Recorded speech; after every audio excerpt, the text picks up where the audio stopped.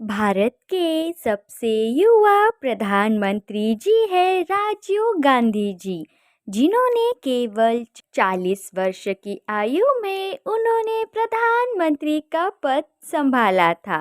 राजीव गांधी जी का जन्म 20 अगस्त 1944 को बॉम्बे में हुआ, इंदिरा गांधी और फिरोज गांधी के घर।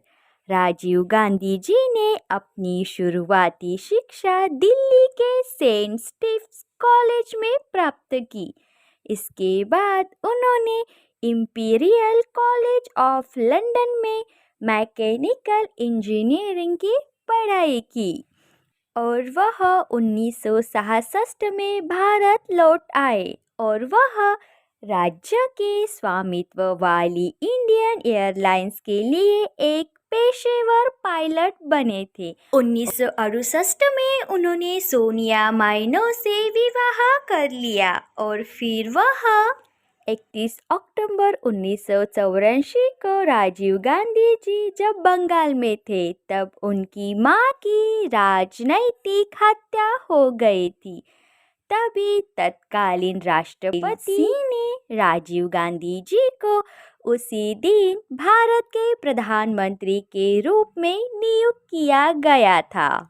राजीव गांधी जी के समय कांग्रेस ने दिसंबर 1984 को हुए 8वें लोकसभा चुनाव में 514 सीटों में से 404 सीटें जीती थी और विलंबित चुनाव में 10 सीटें और जीती थी।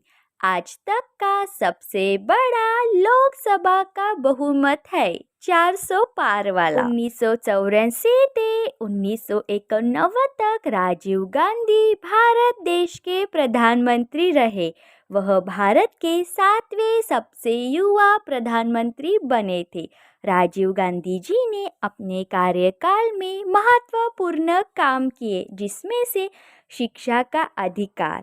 उन्होंने शिक्षा को मौलिक अधिकार बनाने की दिशा में काम किया, जिससे सभी बच्चों को शिक्षा प्राप्त करने का अवसर मिला। प्रौद्योगिकी क्षेत्र में उन्होंने राजीव गांधी जी को भारत में सूचना प्रौद्योगिकी क्रांति का जनक भी माना जाता है। उन्होंने पंचायत राज व्यवस्था को मजबूत करने के लिए बहुत काम किया।